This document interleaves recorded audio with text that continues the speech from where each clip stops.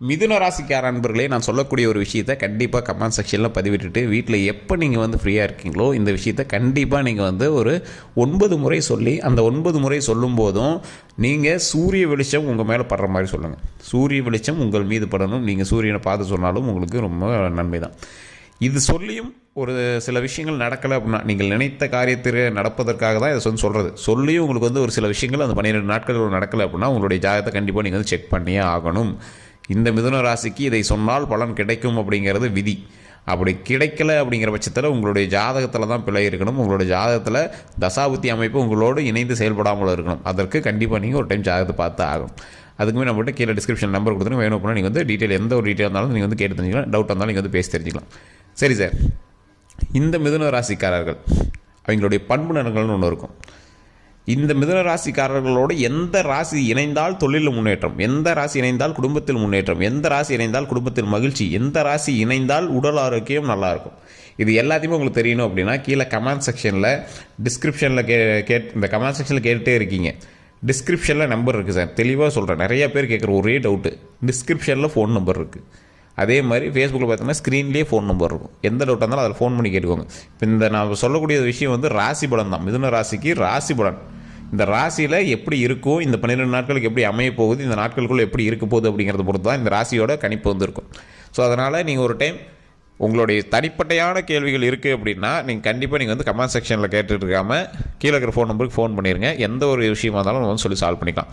சரி சார், இந்த மிதுன ராசிக்காரர்கள் அவங்களுடைய பண்பு நலங்கள் அப்படின்னு பார்க்கும்போது ஒரு 100 பேர் இருக்காங்க அப்படின்னா அந்த மிதுன ராசிக்காரர்களை தனியாக செலக்ட் பண்ணிடலாம்.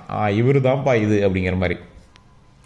மற்றவங்களோட வாழ்க்கையோட ஹிஸ்ட்ரிலாம் எடுத்து பார்க்கும்போது ஒவ்வொருத்தரும் ஒவ்வொரு வகையான சாகசம் பண்ணியிருப்பாங்க. அது பண்ணால் இது பண்ணால் அப்படிலாம் நிறையா இருப்பாங்க. இந்த ராசிக்காரர் மட்டும் ரிஸ்க் எடுக்கிறதுல கொஞ்சம் கவனமாக இருப்பாங்க. எதுக்கு ரிஸ்க்கு, நம்ம பொழப்ப பார்ப்போம், ஏன் நம்ம தேவையில்லாமல் இது பண்ணோம் அப்படிங்கிற மாதிரிலாம் யோசிப்பாங்க. பள்ளி வாழ்க்கையிலேயே இவங்களுடைய பிரச்சனைகள் நிறையா இருந்திருக்கும். ஸ்கூல் படிக்கும் போதே, இப்போ அவருக்கு 50 வயசு இருக்கலாம், ஆனால் ஸ்கூல் படிக்கும் போதே இவங்களால் மறக்க முடியாத நினைவுகள், மறக்க முடியாத பிரச்சனைகள்லாம் இது அதிகமாக இருக்கும். எதிர்பாலினத்தவர்கிட்ட சின்ன சின்ன சண்டை சச்சரவுகள் நடந்திருக்கிறதுக்கான வாய்ப்புகள் அதிகம்.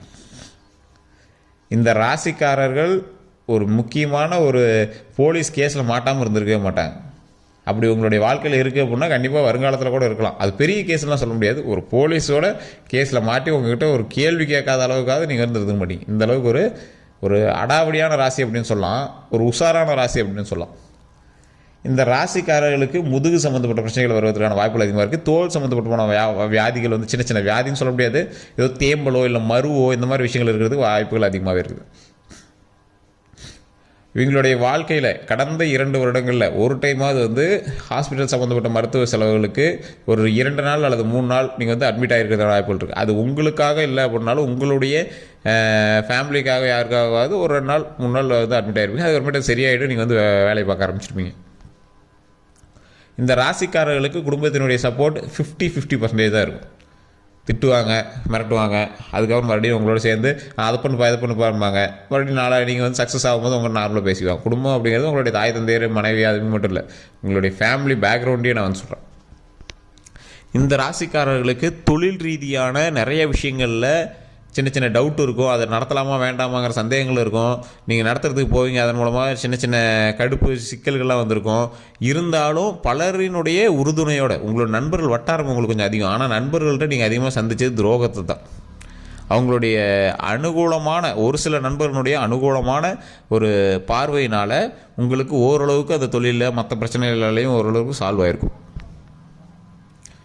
சில இடங்களில் பணத்தை கொடுத்து ஏமாந்துருப்பீங்க. இந்த மிதுன ராசிக்காரர்கள் குறிப்பிட்ட இடங்களில் பணத்தை கொடுத்து ஏமாந்துருப்பீங்க இல்லையா? இந்த ரம்மி, இந்த ஆப்பு, இந்த மாதிரி விஷயத்துலையாவது நீங்கள் வந்து பணத்தை இழந்திருப்பீங்க. குறிப்பிட்ட அமௌண்ட்டை, அது பெரிய அமௌண்ட்னு சொல்ல முடியாது, குறிப்பிட்ட அமௌண்ட் நீங்கள் வந்து இழந்திருப்பீங்க. ஏன்னா இது வந்து இந்த ராசிக்காரர்களை பொறுத்த வரைக்கும் ஓரளவு நம்பி ஏமாறுவதற்கு ஆப்டான ஒரு ராசி அப்படின்னா அந்த மிதுன ராசின்னு சொல்லலாம். அந்தளவுக்கு வந்து இழிச்ச வாயின்னு எழுதி விட்டுருக்காங்களா சார் அப்படின்னு நீங்கள் கேட்பீங்க. அப்படிலாம் கிடையாதுங்க. நீங்கள் பாசத்தினாலேயோ இல்லை அதீத ஆசையினாலேயோ தான் நீங்கள் வந்து ஏமாந்துருப்பீங்க. வேணுன்னே நீங்கள் போய் ஏமாறக்கூடிய ஆளே கிடையாது. இப்போ பாசம், ஃபேமிலி மேலே பாசம் வச்சுருப்பாங்க, இல்லை காதல் மேலே பாசம் வச்சுருப்பீங்க, அதனால் நீங்கள் ஏமாந்துருப்பீங்க. அப்படி இல்லையா? அதீத ஆசை, பணத்தின் மேலே ஆசை காட்டி யாராவது ஒருத்தர் ஏமாத்த கூப்பிட்ருப்பாங்க. அதனால் நீங்கள் வந்து அதில் பணம் போடுறேன் இதில் பணம் போடுறேன் அதில் ஏமாந்துருப்பீங்க. இல்லை வேலை வாங்கி தரேன்னு ஏதாவது சொல்லியிருப்பாங்க, அதில் நீங்கள் போய் ஏதாவது லாஸ் ஆகி மாட்டியிருப்பீங்க, தேவையில்லாமல் அதில் ஏமாந்துருப்பீங்க. ஸோ இந்த மாதிரி நிறைய விஷயங்கள் இருக்குது. அதன் மூலமாக நீங்கள் ஏமாந்துருந்தாலும் தானே ஒழிய மற்றபடி உங்களுக்கு பெரிய ஏமாற்றங்கள் இருக்கிறதுக்கான வாய்ப்புகள் ரொம்ப கம்மி. இந்த ராசிக்காரர்கள் முன்னோர்களினுடைய சின்ன சின்ன விஷயங்கள் மூலமாக நன்மையை அள்ளக்கூடியவர்கள். அதே மாதிரி இன்னும் 50% சொல்ல போனால் இந்த முன்னோர்களினுடைய பாவத்தினால் நீங்கள் வந்து மாட்டிக்கொண்டவர் அப்படின்னு சொல்லலாம். அதிலேருந்து வெளியே வரதுக்கு நீங்கள் குலதெய்வ வழிபாடு கண்டிப்பாக பண்ணணும். தனிப்படையான ஜாதகத்தை ஒரு டைம் செக் பண்ணிக்கோங்க. உங்களுக்கு வந்து நீங்கள் நினச்ச விஷயம் நடக்காமல் போயிட்டுருக்கு சார், எது பண்ணாலும் வேறு மாதிரி திருப்புது. லைஃப்பில் குறிப்பிட்ட காலகட்டங்கள் எல்லாத்துக்கும் மகிழ்ச்சி இருக்கும்போது அந்த குறிப்பிட்ட காலகட்டங்களோட உங்களுக்கு இல்லை அப்படிங்கிற பட்சத்தில் அது நீங்கள் என்ன பண்ணோம், உங்களுடைய முன்னோர்களினுடைய பாவ கணக்குகளை பார்த்து அதை சரி பண்ணிவிட்டு குலதெய்வ வழிபாடு பண்ணி அதன் மூலமாக பிரச்சனைகளை முடிக்கணும். அதற்கு தனிப்படையான ஜாதகம் பார்த்தீங்க அப்படின்னா தான் உங்களுடைய குடும்பத்தினுடைய எல்லா சிக்கல்களையும் தீர்ப்பதற்கு ஒரு வழி கிடைக்கும். நிறைய பேருக்கு தெரியறதில்ல, ஜாதகம்லாம் நல்லா தான் சார் இருக்குது, மிதுன ராசி ஜாதகம் சூப்பராக இருக்குது, ஆனால் ஏன் சொன்னதெல்லாம் நடக்க மாட்டேங்குது? அப்போ வேறு 3 காரணம் தான். ஒன்று குடும்பத்தினுடைய முன்னோர் பாவ செயல்கள் ஏதாவது இருக்கா அப்படின்னு பார்க்கணும், இல்லை ஜாதகத்தில் ஏதாவது தோஷம் இருக்கா அப்படின்னு பார்க்கணும், இல்லையா அதுவும் இல்லையா உங்கள் கூட இருக்கக்கூடிய ஜாதகத்தினால் உங்களுக்கு பாதிப்புகள் இருக்குதா அப்படின்னு செக் பண்ணணும். இது 3 தான். உங்கள் ஜாதகம் நல்லா இருக்குது அப்படின்னா இது 3 தானே உங்களை வந்து டைவர்ட் பண்ணோம். ஜாதகமும் நல்லா இருக்குது, ஜாதகத்தில் எந்த பிரச்சனையும் இல்லை, ஆனால் உங்களுக்கு வந்து எந்த ஒரு ஹாப்பியான மூமெண்ட்டும் நடந்த மாதிரி தெரியல அப்படின்னா இந்த 3 தான் காரணம். ஸோ அதை நீங்கள் சரி பண்ணீங்க அப்படின்னாவே ஆப்டான ஒரு நல்ல விஷயமாக இருக்கும். நிறைய பேருக்கு தெரியறதில்ல, பெரிய பெரிய விஷயங்கள்லாம் நிறையா பண்ணுறாங்களே தவிர நிறைய பேருக்கு இது தெரியறதே இல்லை. சார் ஆமாம் சார் நிறைய பேர் சொன்னாங்க, ஆனால் முன்னோர்களுது அது எப்படி சார் பண்ணுறது? ஒரு சிலர்லாம் கொண்டு போய் பூஜை பண்ணாங்க, ஆனால் பெரிய எஃபெக்ட்லாம் தெரியல அப்படிங்கிறீங்களா? நிறைய விஷயங்கள் உள்ள இருக்குங்க, அது நிறைய உங்களுக்கு தெரியறதில்ல. சும்மா மேலாப்புல யாரோ சொல்கிறாங்க, சிலர் நம்பகத்தன்மை இல்லாமல் அதை போய் செய்யணும், காசு தான் வாங்குறாங்க காசு ஏமாத்துறாங்கன்னு நினச்சிட்டு போயிட்டு விட்டுருங்க. ஸோ அதை கரெக்டான விஷயத்த கரெக்டாக நீங்கள் பண்ணீங்க அப்படின்னா எந்த ஒரு இஷ்யூமே வராது அதில். இன்னொன்று என்ன அப்படின்னா, இந்த ராசிக்காரர்களை பொறுத்த வரைக்கும் நீங்கள் தொழில் தொடங்கலாம் அப்படிங்கிற ஆசை உங்களுக்கு அதிகம். நீங்கள் வேலைக்கு தான் போயிட்டுருப்பீங்க, சார் அவன் பாருங்கள் சார் நிம்மதியாக இருக்கான் சார், தொழில் தொடங்கி அவன் பாட்டுக்கு இருக்கிற வேலையை பார்த்து நிம்மதியாக இருக்கான் சார் அப்படின்ப்பீங்க. ஆனால் என்ன ஒரு காரணம்னா அந்த மிதுன ராசிக்காரர்கள் மோஸ்ட்லி நீங்கள் வேலைக்கு தான் போயிட்டுருப்பீங்க. தொழிலில் ஒரு 30% பேர் தான் நீங்கள் தொழிலில் பண்ணிகிட்ருப்பீங்க. அந்த 30% பேர் பண்ணக்கூடிய தொழிலை பார்த்து மீதி இருக்கக்கூடிய 70% பேர் பொறாமப்படுவோம். ஆனால் சம்பளம் வந்து பார்த்திங்கன்னா இன்கம் அந்த தொழிலை விட இவங்களுக்கு சம்பளத்தில் அதிகமாக தான் இருக்கும். இருந்தாலும் அந்த மன நிம்மதி தொழிலில் தானே சார் இருக்குது. வேலையில் எவ்வளோ ப்ரெஷர் தெரியுமா சார் அப்படிங்கலாம் இருப்பீங்க. வேலையில் சின்ன சின்ன இடமாற்றங்கள்னால உங்களுக்குலாம் சரியான டென்ஷன்லாம் இருக்கும். உங்களுக்கு மேலே இருக்கிறவனுக்கு கிடைச்ச ப்ரமோஷன், உங்களுக்கு மேலே இருக்கிறவனுக்கு கிடைக்கக்கூடிய கிரெடிட்டு, உங்களுக்கு மேலே இருக்கிறவனுக்கு கிடைக்கக்கூடிய நல்ல விஷயங்கள் கூட உங்களுக்கு கிடைக்கலையே அப்படின்னு ரொம்ப சந்தேகப்பட்டும் கஷ்டப்பட்டு நீங்கள் வந்து மன வருந்தி உங்கள் வீட்டிலலாம் போய் அழுதுருப்பீங்க. இது வந்து உங்களுடைய நேரம் அப்படிங்கிறது தான் சார் சொல்லணும். இதில் உங்களுக்கு வேறு ஒன்றுமே கிடையாது, நேரம் உங்களை வந்து வச்சு செஞ்சிட்ருக்கு. இதுக்கு மேலே உங்களுக்கு நன்மைக்கான காலகட்டம் தான். அந்த நன்மை நடக்கலை அப்படின்னா உங்களுடைய அடிப்படையான ஜாதகத்தை நீங்கள் செக் பண்ணணும். சார் எல்லாமே சொல்கிறாங்க சார் நல்லா தான் இருக்குன்னு சொல்கிறாங்க சார், ஆனால் திருமணம் ஆகாதவங்களும் திருமணம் அமையாமல் தடுத்துட்ருக்கு, குழந்தை இல்லாதவங்களும் குழந்தை இல்லாமல் தடுத்துட்ருக்கு அப்படின்னா 2க்கும் காரணம் உங்களுடைய ஜாதகம் தான். அதெல்லாம் தெரியுது, ஜாதகம்லாம் தெரியுது. ஜாதகத்தை யூடியூப்பில் சொல்லிட்டு இருக்கிறீங்களே, என்ன தெரிஞ்சுக்கிறது? ஜாதகத்தை யூடியூப்பில் யாருமே சொல்ல சார், ராசி பலன் தான் சொல்லிட்டு இருக்கிறாங்க.